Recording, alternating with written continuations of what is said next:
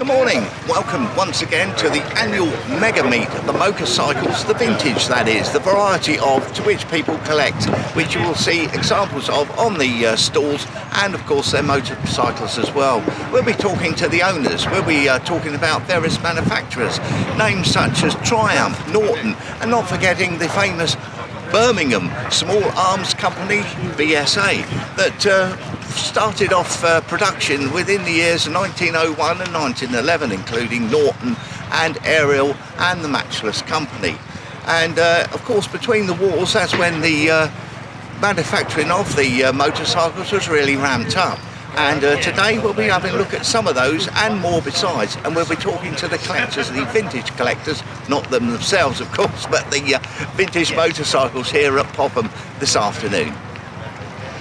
This is the Trident Rocket Owners Club, which is a UK and world group of 1,500 members, all riding recently the triple BSA and Triumph motorcycles.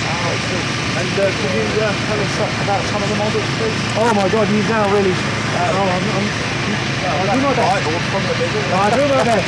Right, from the middle. It's a very nice example of a T160. 75, 76. One of the last of the triples made. Yeah. Did you say T160? T160. T160. Yeah, right. What's that mean? Well, it's a Triumph. Triumph, 160 being the mark. Oh, hang on. I mean, from the 50s onwards, 120, 100, 120 Tiger models, and this is the T160. You own these bikes, do you? Oh no, they're all members of the Trident Rocket Owners Club. All gathered together in groups in beautiful days like this. We've got another one there, and this is Alan, the owner. He had one when he was 17 or 18, 19 maybe? It was 19 to 21. 19! And so drifted away from that model, but on joining the Owners Club, he fancied another one. Well, I had good memories of it from the 70s. Got it, yeah. A lot of collectors, I'm one myself, not on motorcycles, but I've been at comics and fireworks, of all things, but you do tend to have a sort of a thing for the past, don't you? You do. What you had in your view? As long as it's good experiences. Oh, absolutely. And we had some great experiences. These bikes actually were top of the range in their time. They were competing with the Yamaha 750, the Honda 750, but unfortunately the UK business was dying. So the engineering was good for its time, but couldn't keep up. And I suppose these, well, a bit like sort of, dare I say, a time machine, really. Well, up to a point. The enthusiasm for them, you know. Yeah, up to a point, because these models. That's right, the bikes are the same, but we're 3 stone heavier. Well, And nostalgia takes over a little bit. But the support for these motorcycles, the BSAs and all the triples, they're basically the same engine. So you can get, there's lots of spares, the spares are available, modern spares are available. Modern machine tools and equipment. So they're rideable. You can do... we did 600 miles 2 weeks ago, didn't we? Rally. Weekend. Way on back. Cadwell Park. They're usable machines. For a lot of these vintage machines, albeit at a time they're amazing, but in modern day traffic, you can't ride something that does 65 miles an hour max. You just get swamped. So these machines are actually usable. And I understand from before we started this presentation, as it were, your main vehicle broke down, so you're a bit late to getting it. I was bringing the van with all the kits, all this. So I would have normally brought the bike. I was going to say, did you have to ride them instead if your vehicle broke down? I took it out of the back of the van and then got on it and rode it. Logical. I didn't know. I might have had 2 vans and one broke down and sort of over. It's rare. It really happens. Yeah. But so and where's it all come from? Dorset Way, which is Sturminster Newton. Yeah.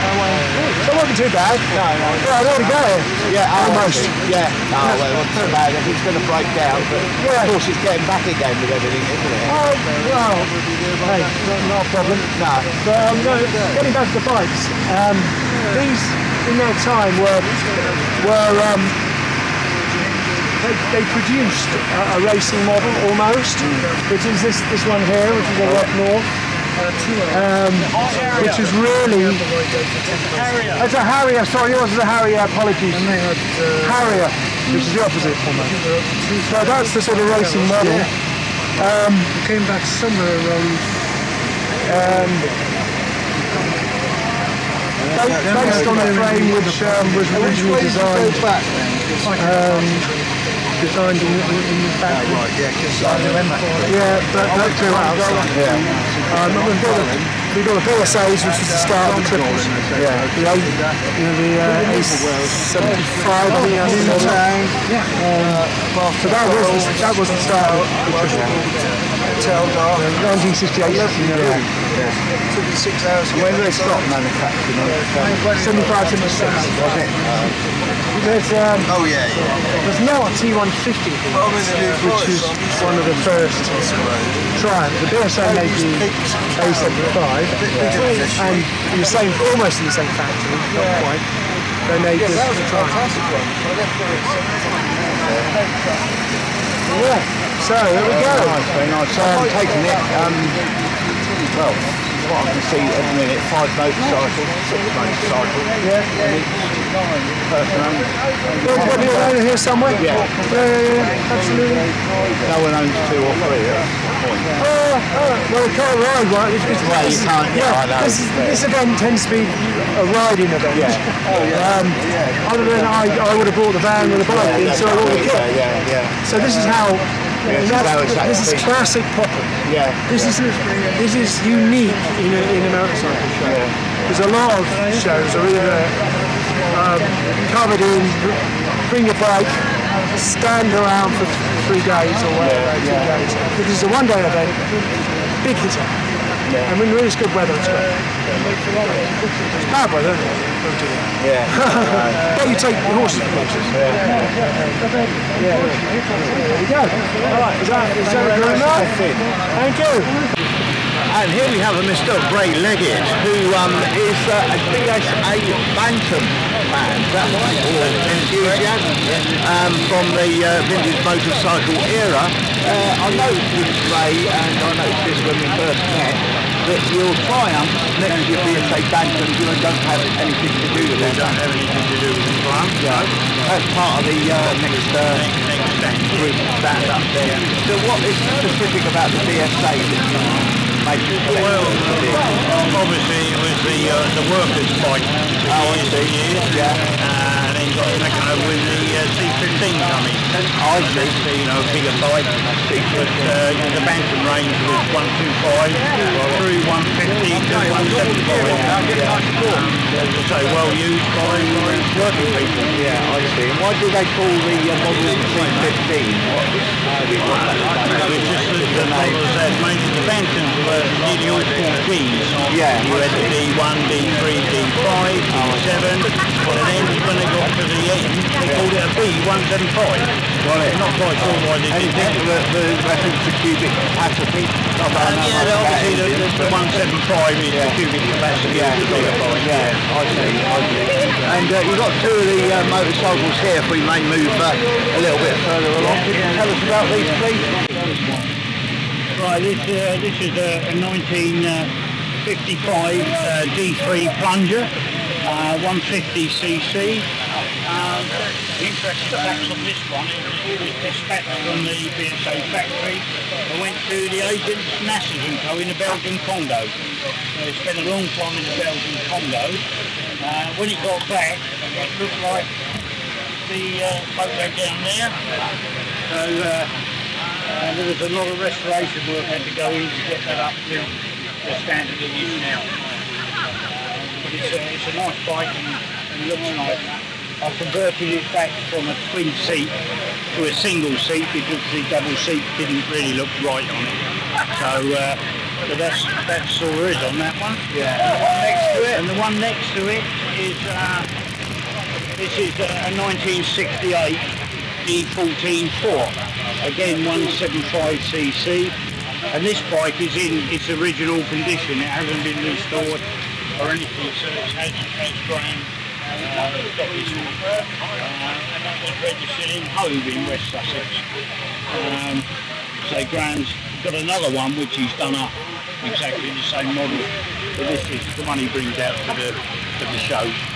I was going to say a lot of these bikes here, they've actually got price tags on, as it were, and I noticed here they haven't, so these are display purposes only, not for sale. None of these are for sale. No. It's your personal collection of sorts? Well, I have a personal collection of 14 Bantams.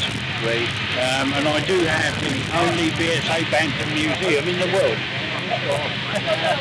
But yeah, it's something that, you know, I'm afraid the bug's there, and I can't get rid of it. Oh, yeah. Well, why want to get rid of it? I mean, the wife did say that 13 was an unlucky number. Yeah. So sell one, I'd have 12. Yeah. And by buying 14, I've solved the problem, haven't I? Yeah. And I understand you're chairman or the leader of the BSA Preservation Bantam Group. The preservation group, yeah. BSA Bantam Preservation Group. We've been going for 3 years now. Yeah.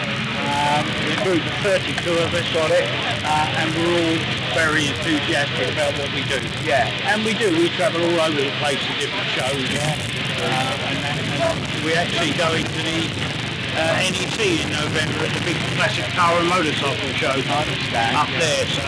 yeah, and it's an informal group, so you would tell me. It's an informal group, yeah. We don't have any committees, no membership fees.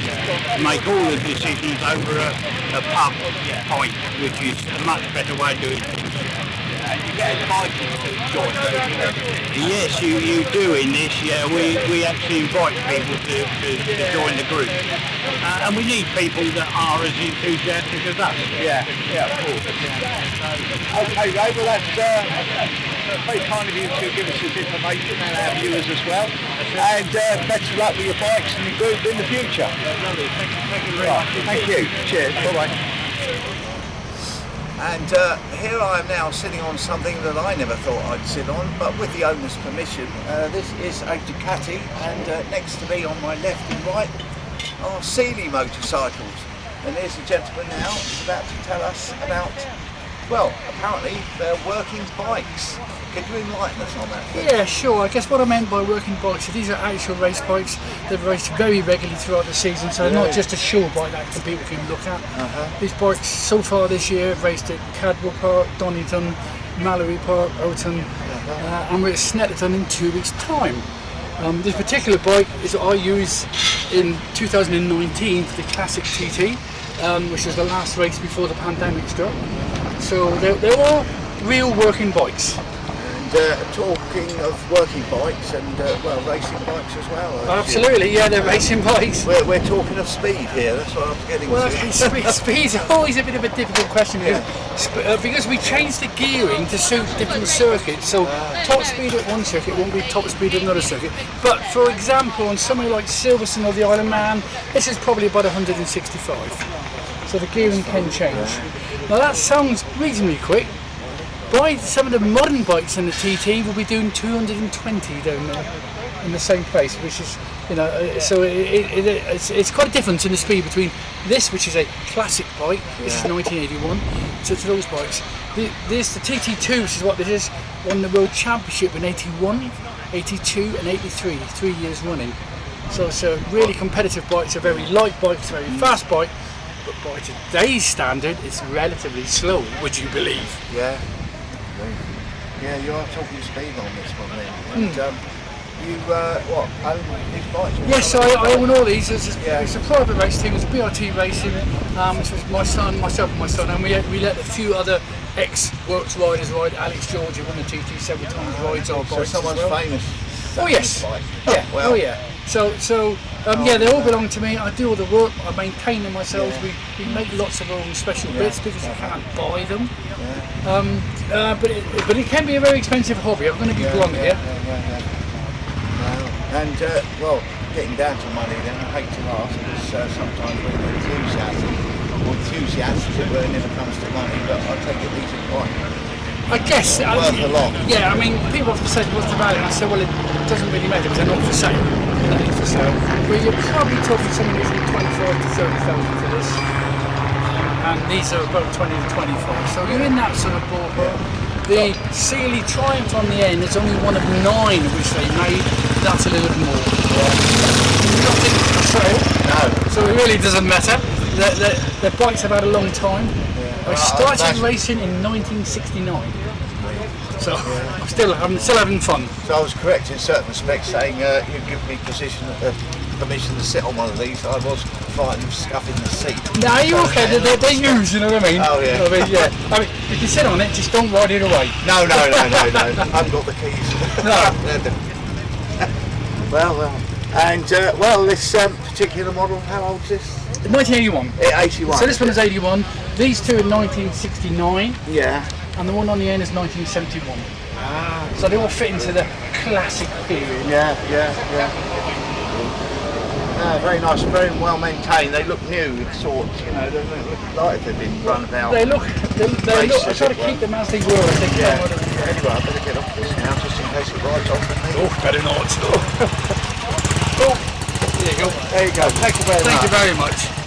And this is Mr. Mike Pearson, 2 Mikes, I'm Mike as well, and he's the organiser of today's event, head man as you may say, and he's going to talk to us today about, the organisation of the fixture today, and of course the, from my perspective it seems a little smaller. Could you embroider on that, Mike? Sure. Well, I'm the Airfield manager first of all, and this this is just one event that we organise. Yeah. And this is a 40-year-old event, at least 40 years. Dean Richardson, the previous Airfield manager, he motorcycles. He started this off all that time ago, and it became a really big event. But we've had COVID, 2 years of COVID. Last year we put it on right at the last knockings when we were released to do events, and it poured with rain. Yeah. So we saw that today. And today it's 34 degrees. We had a big list of people coming, and we had a lot of traders. I think we had about 120 traders here, and they did very well, I think. So we had a good walkthrough, and a lot of people came. Not so many people exhibiting bikes. No, I noticed that today. Yeah, I'm not sure whether old bikes don't run very well at 34 degrees, but it might be a factor.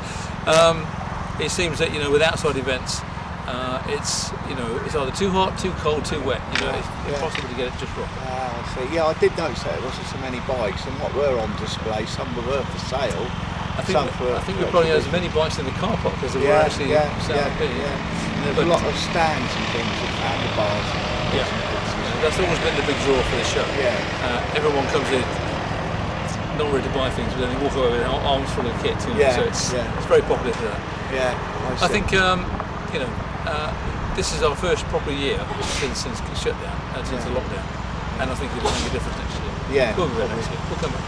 Yeah, I was going to say it might grow a little more. I didn't find anybody who hadn't enjoyed themselves, to be honest. Yeah, well, that's a good thing. Yeah, everybody seemed to get on well and what with the weather. And one thing I did notice, there's very little litter. Well, hardly any. Yeah. That's got to say something. That's really important as well because litter on this airfield is fault. It's dangerous to the aeroplane, so we like to keep this place tidy. Yeah, no, it's absolutely magnificent. Really, the actual ground is clear, despite everybody being here. You wouldn't have thought they'd be. Well, just next week we've got a model show here for 2 days, closing the airfield for 2 days of model flying.